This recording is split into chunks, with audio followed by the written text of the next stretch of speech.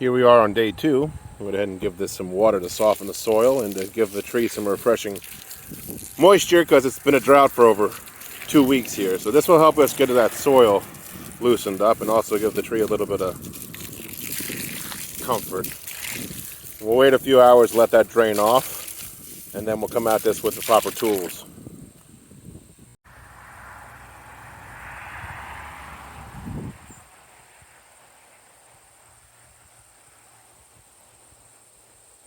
Beautiful fall day on the farm, hanging out with these young pear trees.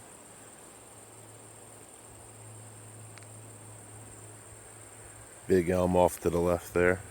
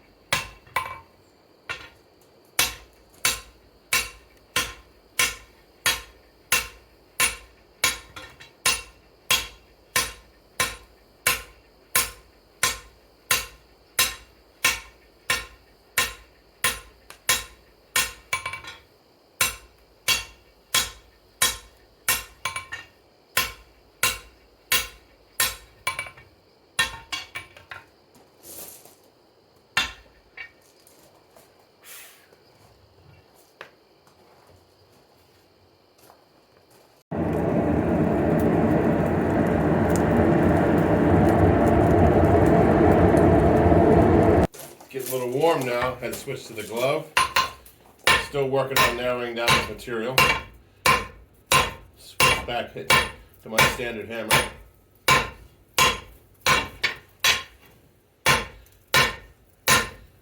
Keep thinning this out.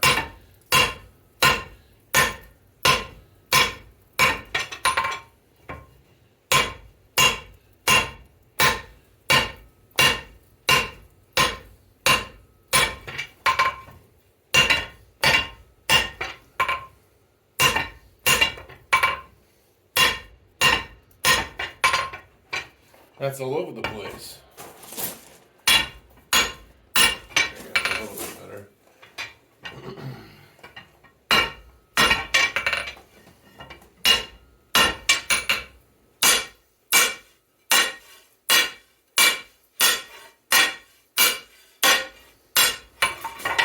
Get some more heat on this. It's all over the place.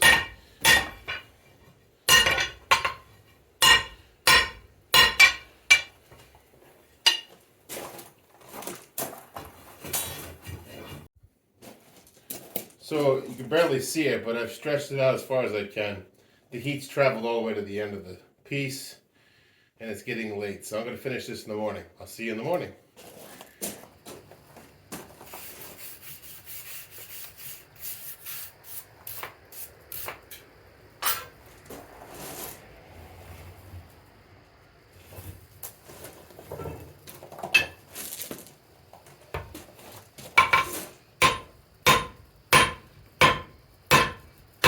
I wish I had my heavier hammer for this, but it works. People have the illusion that you need a heavy hammer to be a blacksmith, but it's not true. It's formed in heat and understanding resonance and the tools. There we go.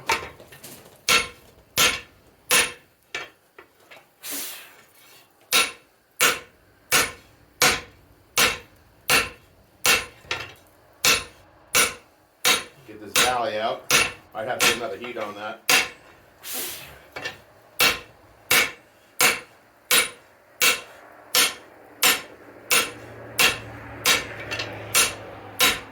Yeah, we're getting low on the heat. Get this hot again.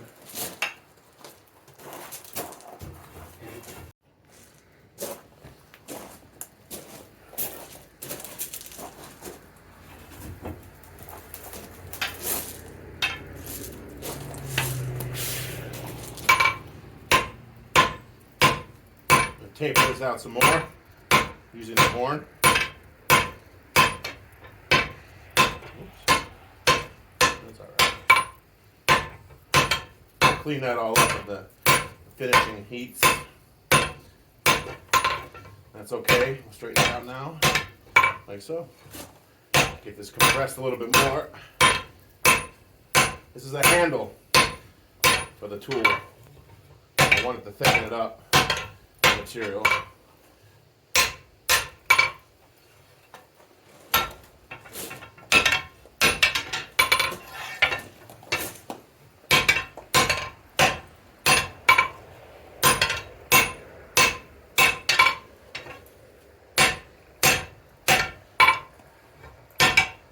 We'll heat on that.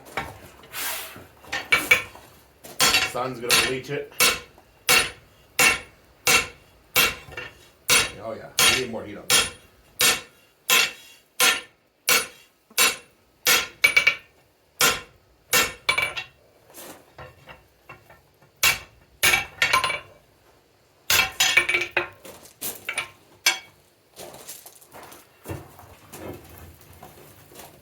One of those days I wish I had a bigger chisel to cut this down. I'm going to thin it out a little bit more and make my life easier cutting this.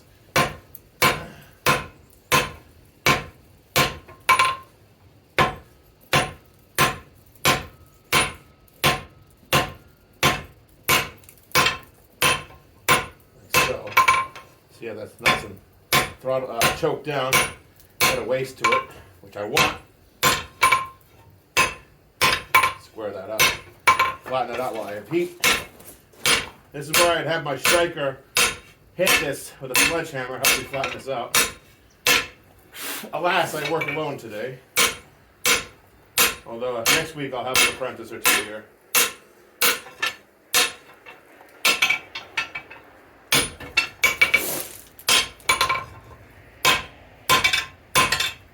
Alright, more heat.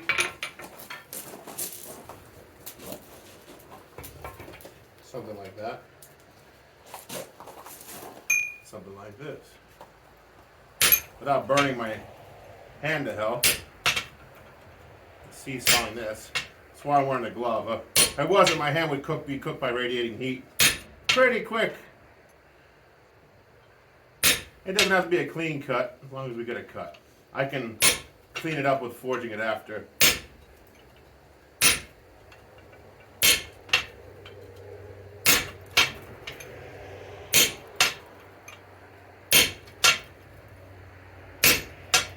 This is called the cutting block of the anvil. That's what this step is for in London pattern anvils, if you're curious. For those who don't have those on your anvil, you have a saddle that goes over this and you cut on that. That's one way you can tell between a Yahoo self-taught blacksmith or someone who learned from self-taught versus classically trained blacksmiths. Almost. Quasi-la, as we say in Brazil, quasi-la. Should quench that, but I don't have water at the moment. So there's that part. Guys ready for the cool part? Ah!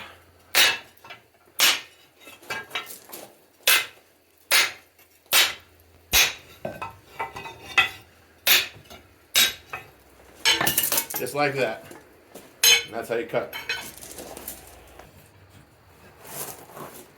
Could be hotter.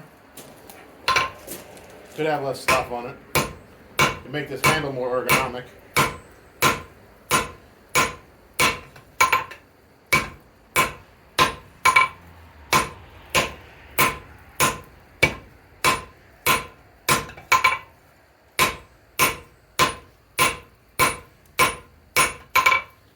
Nice.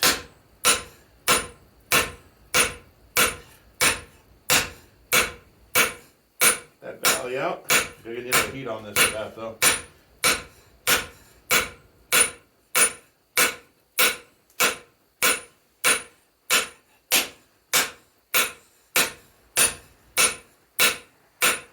More heat.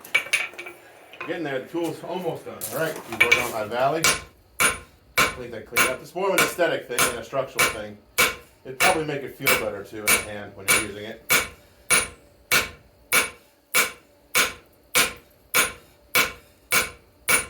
Almost gone. I'd have to get it even hotter than that to get rid of it. The valley on one side we don't like it. Get the hot a little closer up here now.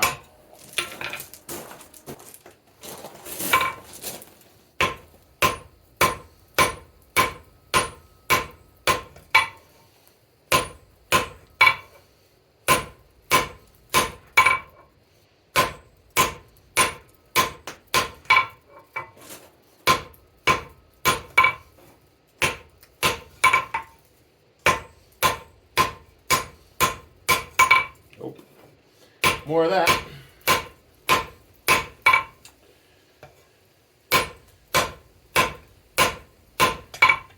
There we go.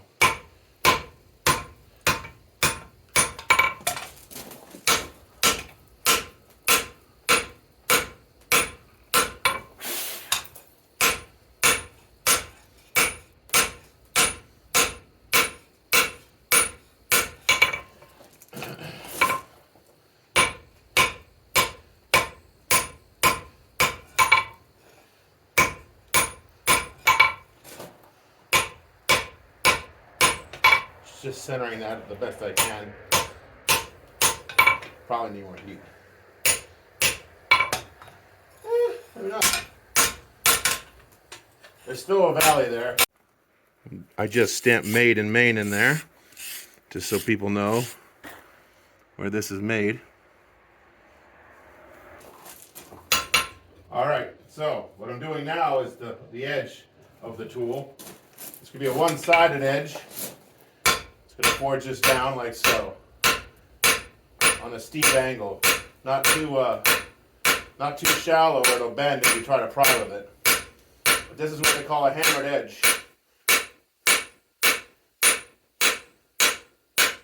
See how it blows out a little bit past the edge there? We don't want that, so we're going to have to return that like so.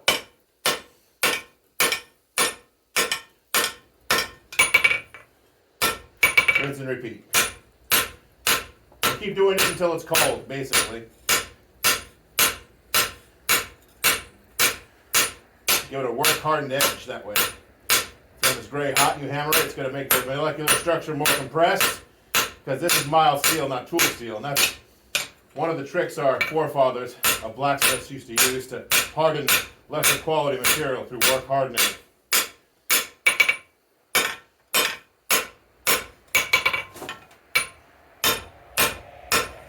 Careful on this. Again, a little more work hardening here on a cold edge. You'll be careful, the residual heat will travel back into it, so you might want to just do this for a few moments. And then you can trim it with a file at the end if you want. Don't do it so much so it cracks though. There is a fine line.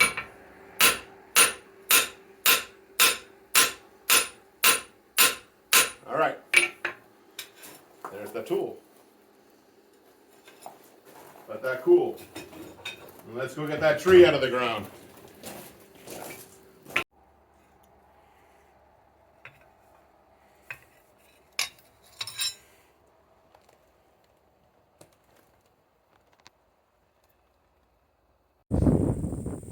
So here's the situation. I put this over the hole because we had a light soft frost last night.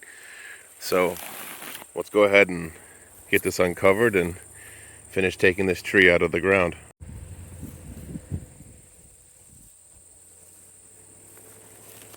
I've already removed some other small saplings there so they wouldn't get killed by all the voracious digging, but that's where we're at, and let's move forward.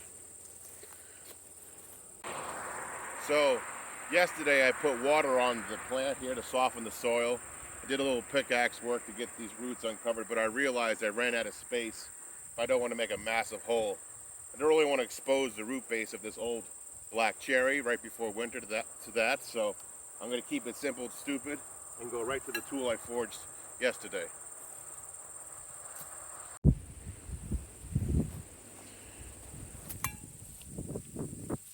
So I have been taking a pickaxe to this, but I don't really have a lot of leverage without accidentally hitting the cherry root or the tree I'm trying to get out of here. So I'm going to go to my tool that I forged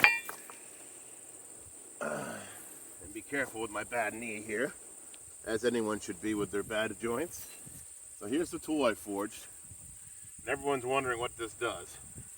Well, this does this.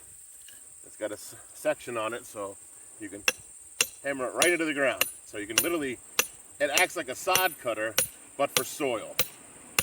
Get it down in there, do a little wiggle, pull out. This will cut any fine roots and help pry and dislodge any more troublesome, stubborn roots. And just rinse and repeat. Change the angle here.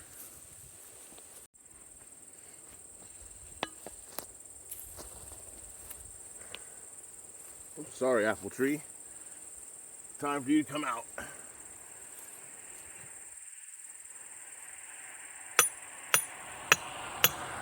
Just break up the ground here. The more loose the ground is, the easier this is going to be to pull the root system out. It's what I can save of the root system.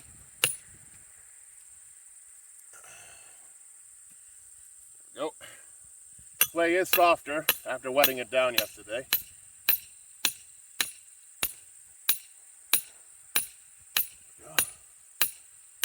Keep going. So I've learned not to use me offhand to swing the hammer, because I'm not that accurate with it, so don't do that.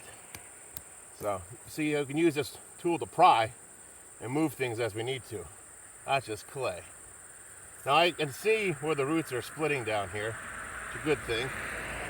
I have my other tools where finer work is required to help clean out between the roots here without destroying too much of it.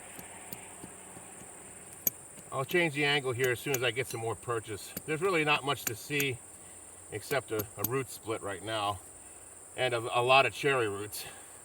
So again, I'm going to drive this straight down into here.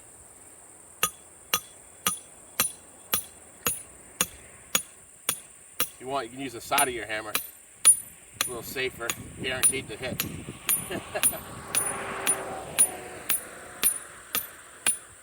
There. Let's see if I can't. Yeah, this ground is finally loosening up for me. That was definitely a good trick to use the water in here.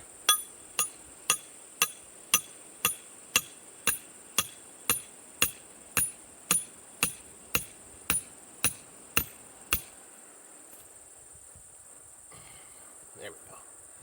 That big paddle shape. I'm just going to get in there with my hands, guys. I can feel the roots that way. Hopefully there's no critters to bite me. I don't think there is. But I just want to be able to feel the roots and not drive steel into the roots. All right, I think I found the apple tree going into an L shape here. I don't know if there's any symbiosis been documented between the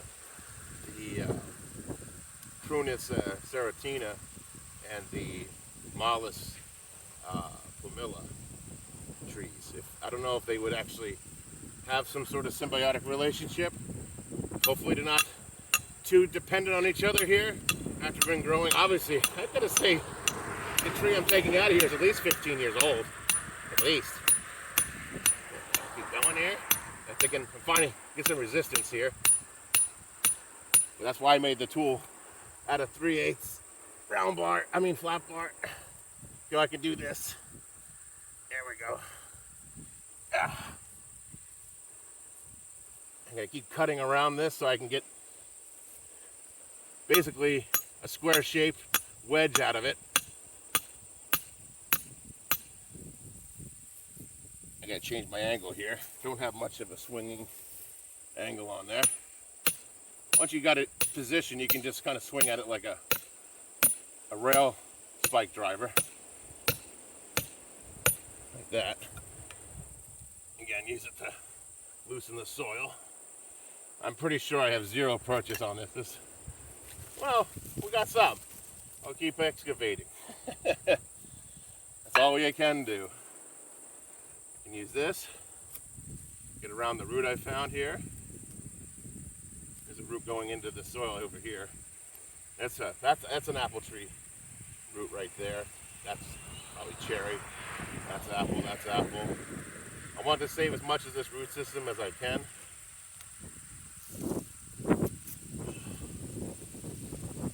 I want to save the fine roots if I can, especially them. If I can find any new roots, I don't know where they're hiding. They're here somewhere. Just, you can even use this tool to help just dig if you have to.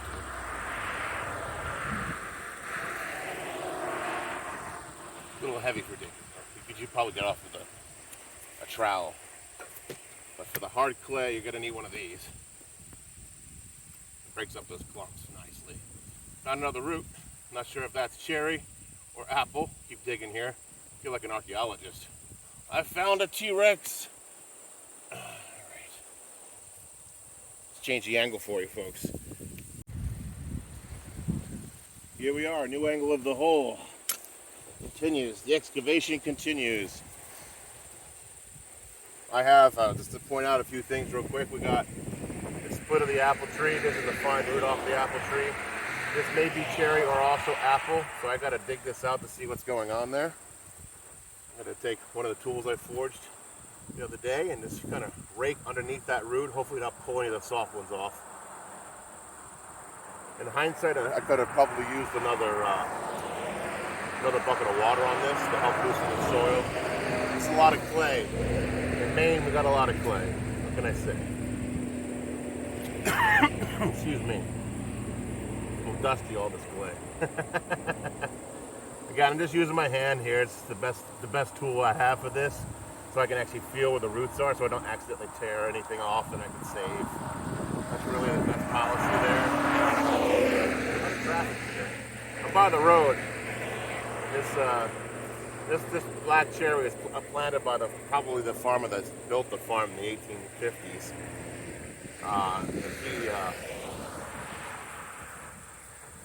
He wasn't around to take care of this, so I figured I'd take this apple tree away from the base and take care of the black cherry even better than it has been in the past. Again, I'm using the offhand. That's dangerous. The hammer. Be careful. You don't want to hit yourself in the hand like I did earlier. Yep, get some resistance. Keep going a little bit more. Pass the resistance if you can.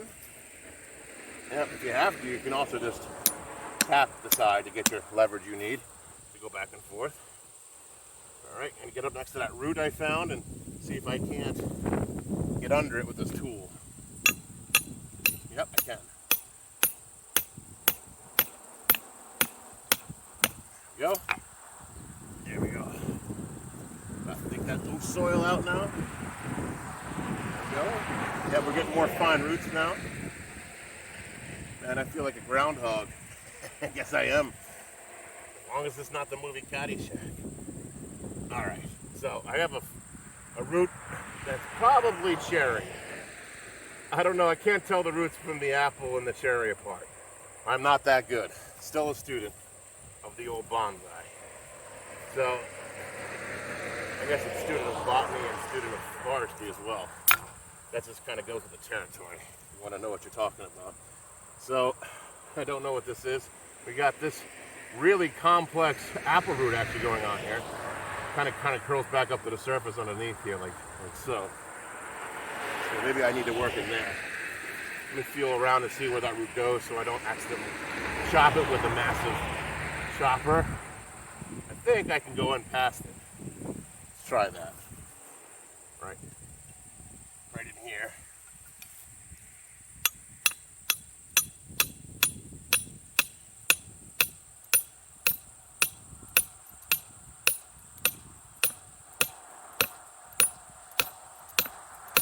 A little bit more. There you go. Put your body weight in there. Wiggle. Break up the soil. Remove. Hear the steel sing. Take out this loose soil. See where we're at. I've got roots. I should probably dig out this root here a little bit so I get underneath this side better. That way I can get that tree out.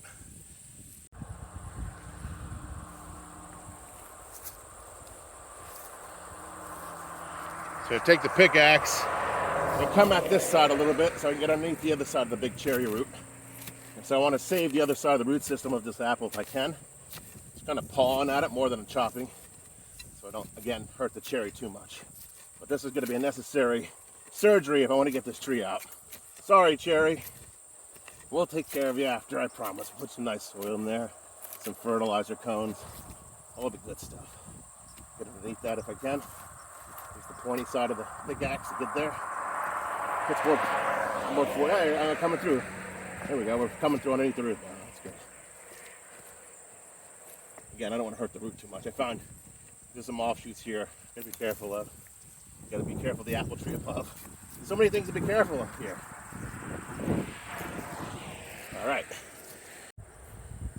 All right, so you can see that I've excavated that one side more. Right over here. I'm gonna have to use the tool. This tool to help section off some soil to help extract this on this side. More of the same, basically.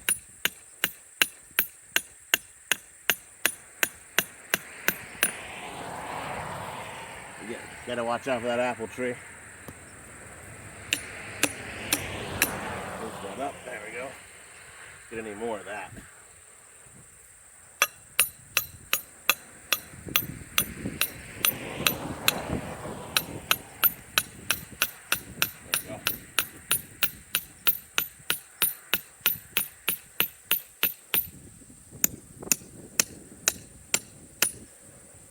That's all loosened up.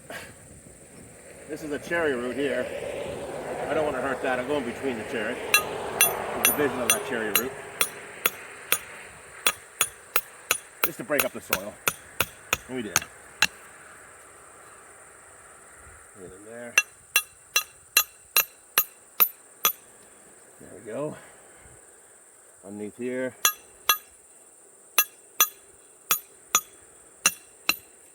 All right. Let's extract some of that soil now.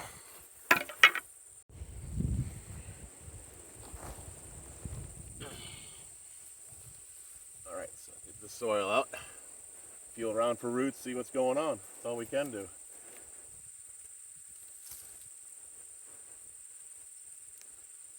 Try not to hurt the cherry too much in this process, but this is a terrible undertaking to begin with. They're so intertwined with each other, literally. Trunk goes right around that root. I don't know if this will... It's starting to move. I think most of it's anchored in that far wall, which is great. It just told me that, because now I can focus my efforts on that wall over here. That's where I saw it have the most hold. So I'll get my hammer, get in here. I can. Might be hammering into a root, who knows? Watch your face and hands in close proximity when you're doing this kind of work. Safety glasses if you don't wear glasses, that kind of thing. Don't forget, safety first. All right. Slow and steady wins the race.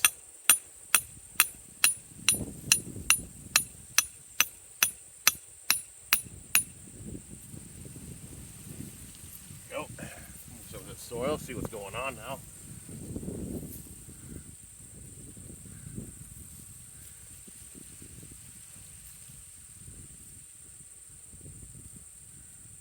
Get in here hook, medium-sized hook. There we got a root we can move. That's cool. So we can pull that root out. That root's free and liberated. The big boy over here is not. I'll keep hooking this. I'll keep digging with this hook.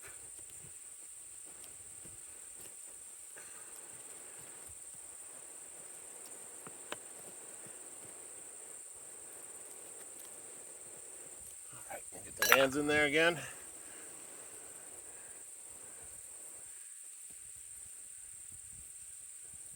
Push extra soil away. Don't want that pile getting too high, then you're working over a giant hump of soil. Alright, got a gun on this side now.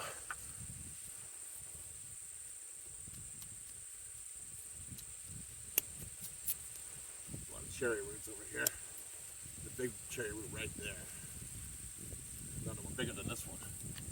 So push that soil around. Take this out here underneath. Take this out. Very small place to be working with this, even with this hook. Put the hand in there again.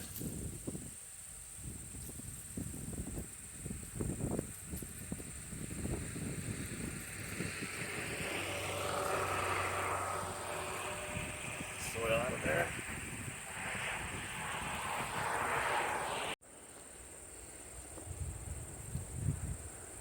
Alright, let's get under this root some more. Use that root as a fulcrum. There you go. Loosen all that soil up. It's all loose now. Don't pull too hard. Again, we're trying to not break these roots off. Soil is getting a little easier to work with now. Less compact, believe it or not. Look at that. We got an apple tree base there, everybody. Now we just need to get it out. Let's see here. More of this.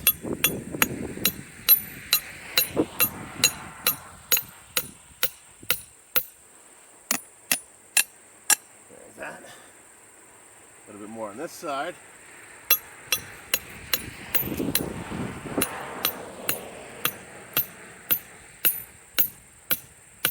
One more.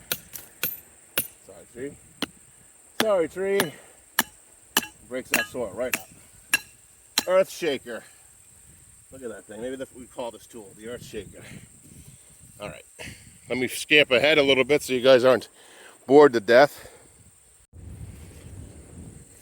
So what we have left for a hurdle is we're actually quite grounded here. We got to get in underneath the tree. So I'm going to try to put this in horizontally as possible without hitting myself. That's my offhand again. I'm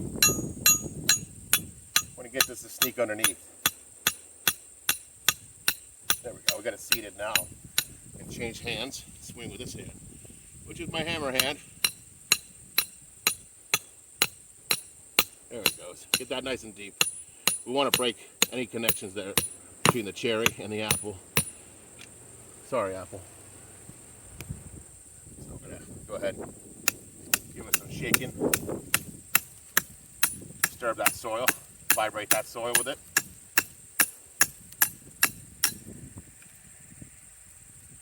Shaky there. Going to do that again. Rinse and repeat until we can get this thing free. This side now.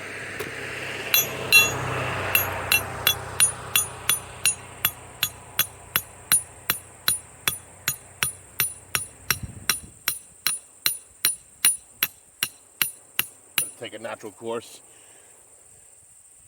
although I might need another angle here again.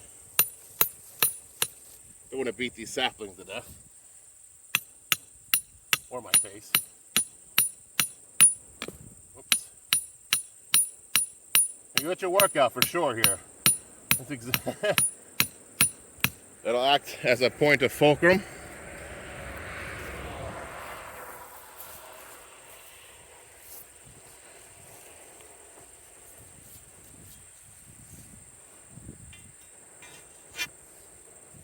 Take my hammer here, hit the back of the breaker bar.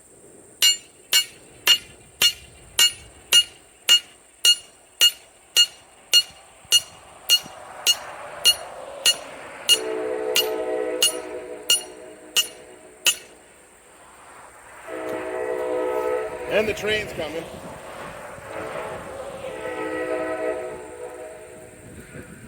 I need to go farther in.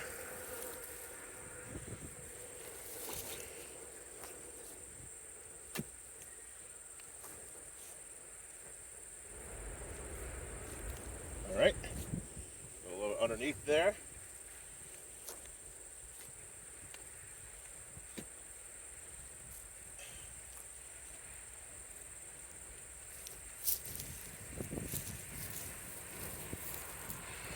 Almost.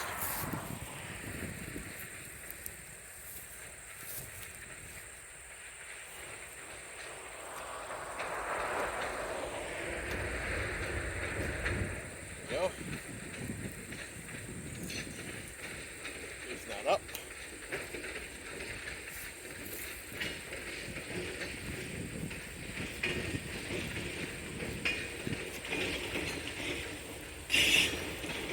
There we go. Almost.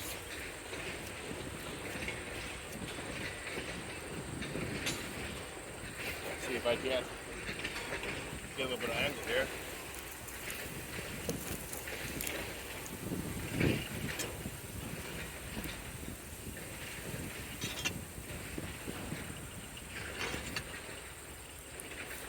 See if I can rescue my tool. There we go. Did hurt the cherry a little bit. Wasn't my intention. Use this as a fulcrum point.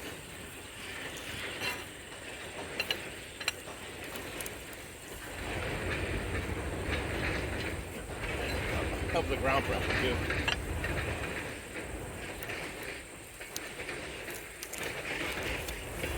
It's in there good. I'm gonna have to break one of those roots.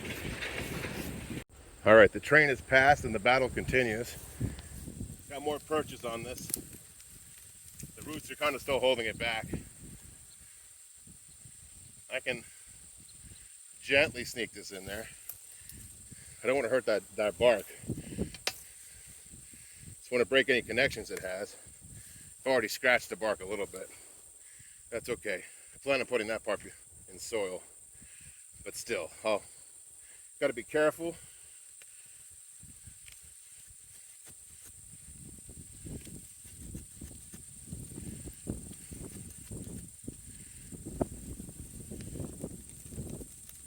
Almost. Sorry, Cherry, but you're going to take the brunt of this. You're more mature and you can take more hits than the apple.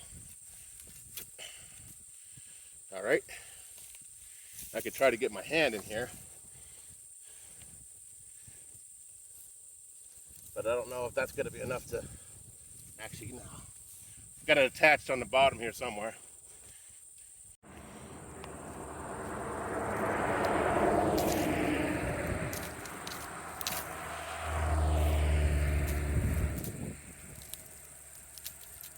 There's definitely a root still stuck there. Give me a lever long enough and I will move the world. Yeah, I'm stealing that from somebody. Nope. I bend the bar. I can fix that. I know a guy. Sorry, Cherry. Yeah, I'm not going to be able to break that root off. And I don't want to tear the tree apart or the cherry root apart by brute force. So I'm going to try to clip the root here. See if I can. I clip this one in the back. It's kind of long and not going to be helpful for bonsai, so that one's gone. Now, the main root down here, I can get at, I think. The wind is picking up now, of course.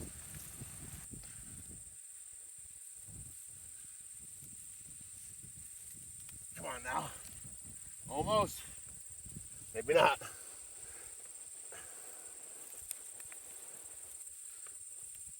Nope. Unless I cut it at a diagonal. That's the only thing I can think of. It's mostly cut through, I can see it. Alright. Give it one more cut to be able to get it out of there. Hanging on by a thread.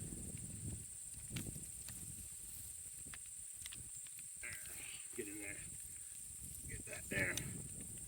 Loose. Yes, the tree is free. They're off the ground. We're still recording. Good. I want you guys to think I cheated.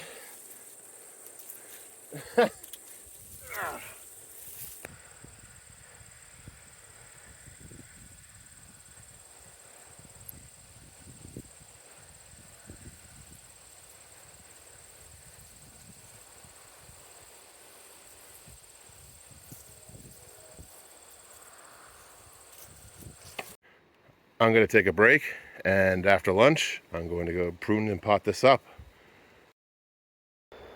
So, I've had the tree soaking for a couple hours in a bucket of water. It's time to get it potted up and pruned up. Now, I might have misspoke a couple times because I've done nothing but identify new species to me with my newfound passion of bonsai and forestry and botany. That I call this a pumila and not a baccata. This is a Malus baccata, which is a Siberian crab apple, not a domesticated regular apple. But that's okay. That means the rootstock is actually stronger on baccata than it is actually the graft regular apples to this stock, preferably because it's more disease resistant and more hardy.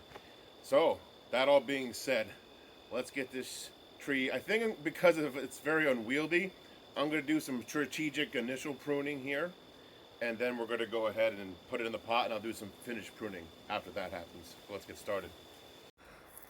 So here's what the root ball looks like after I ripped it out of the ground. You can see where it first broke, then I cut it off, and that's a direct cut in the back there here. So that broke when I was prying, and then I just finished the cut, and that cut there. That's the only two cuts I've made. The rest just broke naturally or loosened naturally. There's that trunk. Beautiful trunk on this. And I have a lot of heavy growth there. There's a lot of decisions. There's a lot going on. This is a pretty cool tree. A lot to decide here. So let's do the initial cuts. So all I have for the big cuts are these pruning shears. They should be adequate, although some of these are really big sections that I probably have to saw off. Or get better, or good ratcheting cuts and cut them later. So none of this tree is going to go to waste. It is fall. I'm going to take all these cuttings and store them in the refrigerator over the winter, and then go ahead and plant them in the fall and the spring and see how they do. They should get a few rooted cuttings. So that's my idea. Like, see this one right here. There's no way. I mean, catastrophically, I could probably wrestle with it, but I don't want to tear the bark apart. This has, especially from here down. I really want to protect this as much as possible. Thinking, where to start. As a bonsainista, as a person who does bonsai, there's a nice little node here growing out of this crux. And this is, I mean, and technically, this whole thing can be cut back. I got back buds all the way back here. But just for the sake of managing this, I'm going to make my first cut here. So there we go. Big cut. Thinking of you, Nigel. Big cuts. We'll turn that into cuttings. I'll make a pile over here. That's one. And this is very important because look at that root system. We are like a third of what it used to be, so it should be a third of what this tree is on top. That's just a general rule I like to follow. We got some branches crossing over each other here. It doesn't seem very aesthetic, but that's going to be a larger decision down the road. I'm not going to play with that right now. I'm just going to go ahead and cut what I think needs to be cut back just to control the tree. So let me go ahead and do that now. Big cut, another one. There we go. There are the trees under the. I should air layer these too. I could have done that if this was the spring, early spring. I would have air layered this. Let's see. I don't want to take too much of its gracefulness away.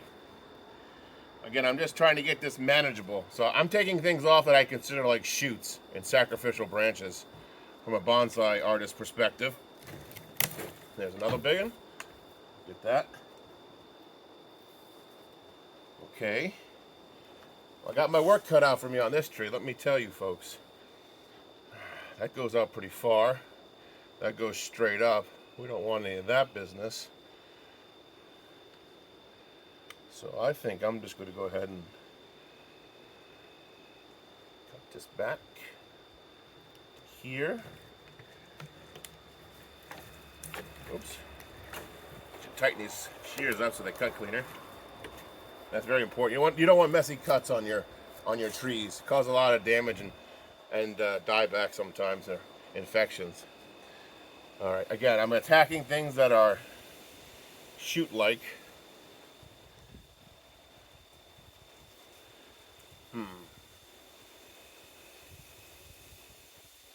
Long internodes, things of that nature.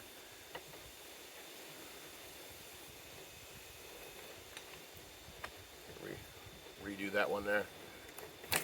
That's a nice clean cut. Ish. Need better tools. I guess I'll have to forge some pruning shears. So that's coming along. I basically have this one and this. I have two I'm really thinking about now. This here looks pretty cool. I don't know if I want to cut it off just yet, but kind of have to. It's the leader. Got to get rid of the leader, unfortunately. So I'm going to go ahead and I'm going to snap it right here. There's that. Now I could try to, these have to go through a dormancy period. There's no way I could just go ahead and try to root these in the fall in a warm environment without really messing up the tree and probably not even pulling it off. So okay, I got this one here which I could trim off after I put it in there because I want to see what this tree looks like potted up before I get too crazy with this. This is just preliminary cutting. You know what? Let's just plant it up like that and we'll attack it further. Stay. We'll see how this fisheye treats us for the planting and potting section. I'm gonna have to go get some more potting mix. I just realized I'm at the end of mine here. Now this has got one of those drainage sections in there, so I'm not gonna put any gravel in there. Just gonna go right to the soil. Potting mix has got composted material, organic material, so that will decompose and provide things. And got perlite, which will hold the material in place. It's got some Deja Preta, black loam. Good stuff, good stuff. Let me go get another bag. All right, I got another bag. Don't judge me. It was on clearance. Couldn't help myself. And I just got back to the States after being gone for 2 years, so apologies. Little sacks. My rusty shop sacks, I gotta clean it up. It's a bit of a wreck. Alright. Keep that from falling everywhere. Let's get some more soil in this pot.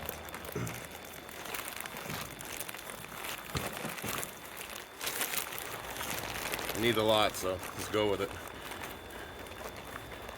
Alright.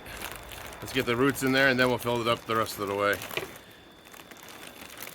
There we go. Now people are asking me, Sam, is there anything you can do with the roots? I'm like, I want to. I could put some wound sealant on there, but that's gonna get knocked off as soon as I force that in there. I don't want it to dry out anymore. I will put wound sealant on the cuts I made up here because we need to do that. Plus I need some more specialized bonsai tools to nip away the cuts that I made now after the tree's adjusted and died back accordingly. So lots to think about. So I hope you can see everything okay. I'm gonna go ahead and mix that down. Hopefully I don't knock the camera with the crazy branches that I have on here. Yeah, see, I have the root system. I don't want to trim this root system anymore. I just want to leave that intact for now. That's a little counterintuitive because it'll make me have an offset pot. That does drive me crazy. I could try to tuck, but it's gonna break. There's really no winning there. If I take any more of these roots away, this tree is not gonna like me. I really don't have a choice. I really don't. So I'm going to settle this in like this. And I'm actually going to use a rock. I'm going to use a rock to hold these roots down. But first it needs soil over those roots. I don't know why I put the bag on the ground, but you know, I guess A little extra exercise won't hurt me. So I want the dirt here to act as a barrier between the pot and the stone that I'm about to put down. It'll help give this tree a little bit more stability and keep the roots from trying to pop up. It'll help seed it all down. Which a little, normally you cut roots. You don't try to keep the roots down. But in this case, I really want to. Just keep the roots intact because, again, I've really given this tree a lot to think about. Hopefully it survives winter. That's my biggest concern right now. So let's get this soil over here. I don't care if it wraps around and grows around that rock. I can cut that out later. I can pour the soil in, I think. Tree tricks to catch everything. It's very spiny stems on the branches. I think it's one way it defends itself from herbivores. All right, let's get that cleaned up. Packed in. It's going to need a layer of soil on top of this for sure. There's a little bit of root there and a little bit there and there. It's got a nice gracefulness to the trunk. I'll reposition everything when I repot this next year. It's going to be after midsummer of 2026.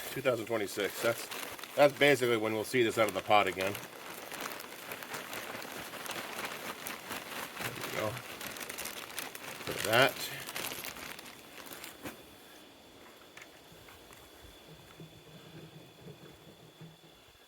Press this down.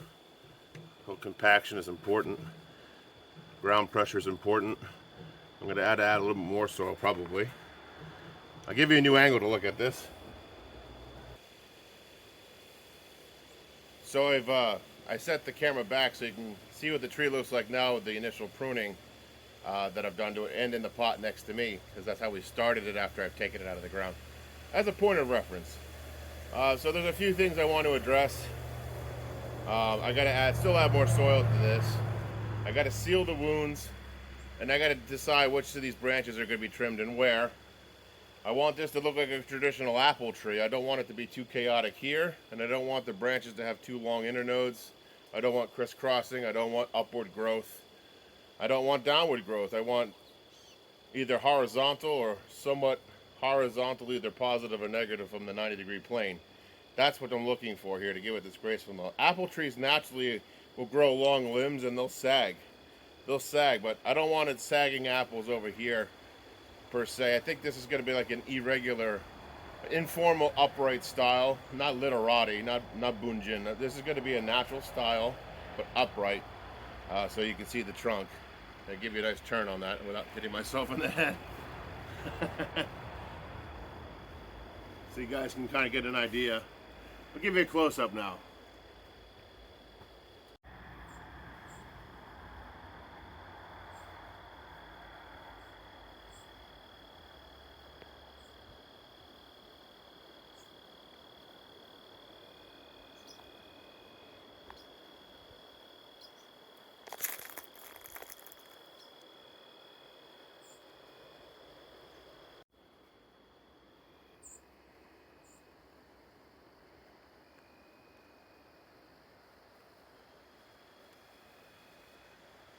So this is a really beautiful tree. I wanted to just give a moment to appreciate its form before I cut it anymore. You can see my conundrum with this chaos right there. I have to figure out what's coming off there. But we don't have to do massive pruning this time. We can wait until next year.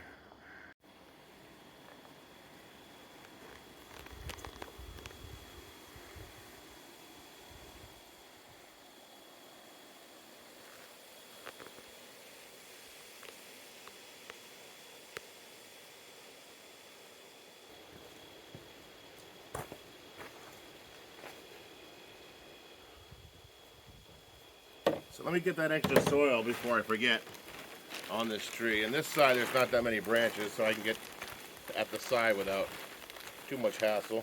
There we go. Because that's going to compact after all the rain and snow and ice Gonna let this tree sit outside and have its true cycle like it's had since its conception, no doubt, here in zone 5. There we go. I'm feeling better about this already. So, snip snips. This tree is still not 1/3 of its original size, according to what I did to its root ball. I want to think about what's going on here. This bud's growing down. It's a long branch. I'll probably cut it. The internodes get long over here, and they stay short here, so I'll cut it this far back.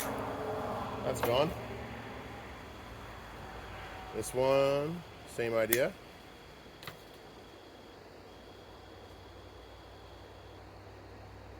I may let this go because style-wise, I might get rid of these thicker trunks and leave these thinner ones to grow out. That might happen. Unsure. Up here, we got one little sprout growing out of the joint of two, the union of two branches already. I cut the top one off. There's a bud below it. I gotta get roots. I gotta get wound sealing on that. I think I'm gonna go ahead and cut this long one off here, if it lets me. If it lets me. I might have to get the big pruners. I have only small clips for this at the moment.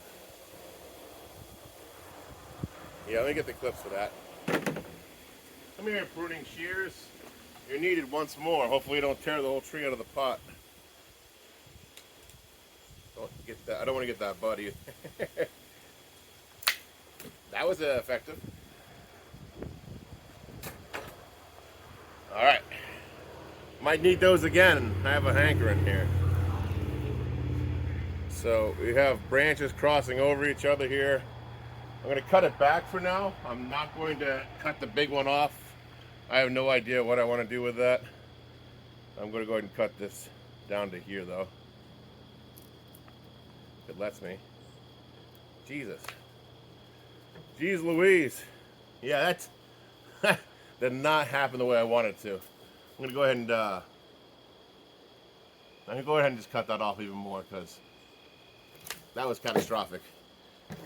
Sorry about that tree. That's okay. It was too long anyway. It was too long anyway. Keep turning this. I'm okay with this crazy rounding branch at the moment. Although it's probably gonna, realistically should probably go. Because we got long guy here growing in that direction. Which I need to cut down somewhat.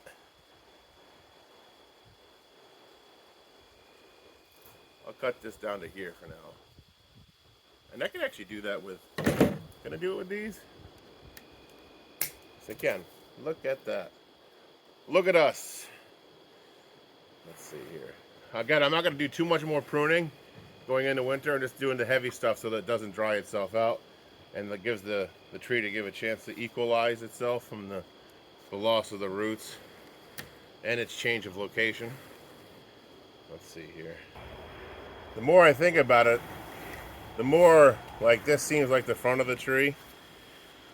So this curvy piece in the back here isn't that important, but it is chaos. It's pure chaos. And there's already a branch coming down here that I can use. So what I'm going to do is cut it right above that with dieback planting. Thought about, considered. Try not to pinch your fingers like I almost did. These tools, I'll tell you what. There's another cutting. I'll put those in the refrigerator later on today. Yeah, I think that was a good choice. Look at that, guys. That's much better. Now we got this branch growing. That can be coerced in that direction. This may be trimmed back. Again, I want to see what the tree does. I don't want to put too many holes in it either. Yeah, that ripped a little bit, but wound sealing and all of it. That's my next step after this pruning. Now this is crossing over. This is another apex fighting with itself. So I'm going to get rid of that. So I turn that so you see what I'm doing there. Yeah, so this is an apex fighting with itself, crisscrossing. And this is growing this way. So I'm going to go ahead and cut that off. I'll leave this other growth going the other way. It might help it recover some. We've got another branch growing out here, so I might be able to get rid of this one crossing over altogether, or I can get rid of the thick boy later. That's a decision for spring. That's high spring. I'll decide when this is budding out again. I'll see where the tree can take a more future pruning, and then we'll go forward with the plan. I don't really want to hurt this tree any more than I have. We got this long one growing here. I don't want that to turn into an apex. We have a branch. We've got branching growing out in 3 different directions here, and it's got a long section in the middle. So what I can probably do is a lot more light into here to the lower leaves, is cut this long length of, yeah, that's what thing I'm going to do. I'm going to cut that long length back. Again, hopefully I don't catastrophically piss off the tree by doing it. There we go.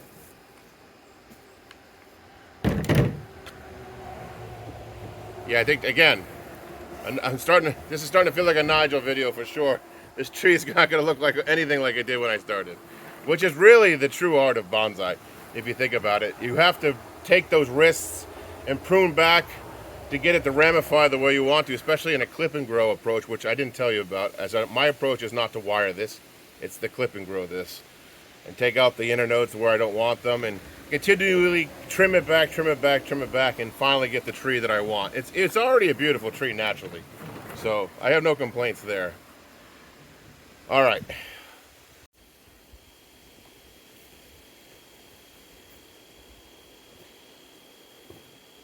All right, folks. So I'm just going to apply the wound sealant here generously, the wound paste. You can also use like rubber cement if you don't have a professional wound putty like this. But you can get this offline pretty easy, off Amazon even, in most places of the world.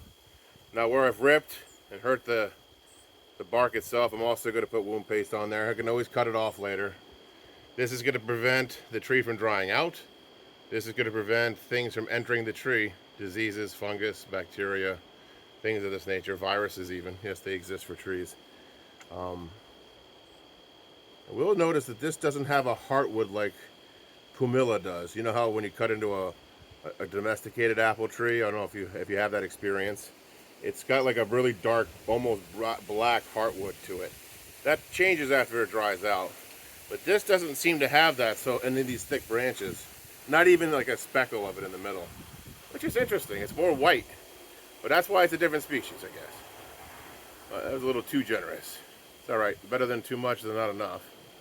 That's what I have been taught anyway. But I'll make it look good too, right? It's got a special applicator head on this, which is another reason I buy this. It's just so nice to have something that's built for this, so I don't have to think about it for once. We have to think about a lot when it comes to bonsai. That's why sometimes a little convenience goes a long way. That's why I like to build my own tools. What's more convenient than that? So I really do hope you guys enjoyed today's video. This is a part 2 of forging Yamadori and how they're used. I didn't really plan on doing the tree video into it, but I figured the diehards in the group who watch my videos are really going to see how this all comes together, and if it was truly worth all that energy and effort to forge that tool to have this Yamadori in my collection. And I'm going to tell you right now, it's a wonderful looking tree. It's got lots of character, and I'm very happy to have it. And I just got to give it some water now, and I'm going to take it in and out of the weather for the next 4 weeks, because we're supposed to get a hard frost tonight. We had a soft frost last night, but I covered it with a blanket. But the hard frost will start here tonight or tomorrow night. So I want to protect this tree from any hard frosts, you know, until it's settled into its pot, basically. Now, I just noticed there's a cocoon here. I am going to take it off. I'm sorry. I usually all pro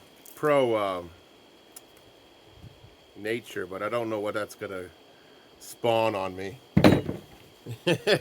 We don't know what's going to spawn on us, so I'm just go ahead and remove that cocoon. Sorry, nature. I just not sure what that is. I might even have to get some alcohol swab on that. It's really attached. Yeah. There we go. Almost gone. Man, they must have weaved silk on this. Anyway, you want to make sure that there's no no underlying threats to the tree. So when it wakes up, there's no things chewing on it or sucking its sap. You know, it already has me to contend with. It doesn't need more things fighting it. We got one more spot I missed, actually. Sorry, this is taking a little longer than I anticipated. But I figured you guys would want to see the whole process, start to finish. Those who've been watching since the beginning. All right, there was a piece of ripped bark I wanted to address. All right, let's do one last close-up and see how it looks. Here we have the Malus baccata, or the Siberian crabapple, all potted up, the Yamadori. After a few days of struggle, it's good to see it in its new home.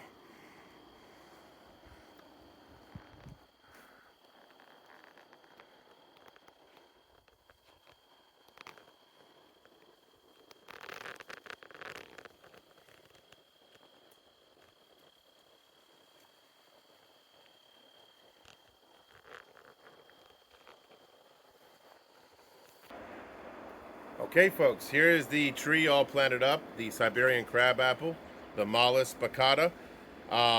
If you've liked the video, consider liking and subscribing. If you have any questions or comments, please include them in the comment section below. I'm happy to answer them. I hope you've all enjoyed the process if you've been here since the beginning. If not, welcome to the Bonsai Blacksmith, where I do blacksmithing, bonsai, and take you on adventures into the woods. So if you like that kind of thing, make sure you definitely subscribe, click that bell, and I'll see you next time. Till then.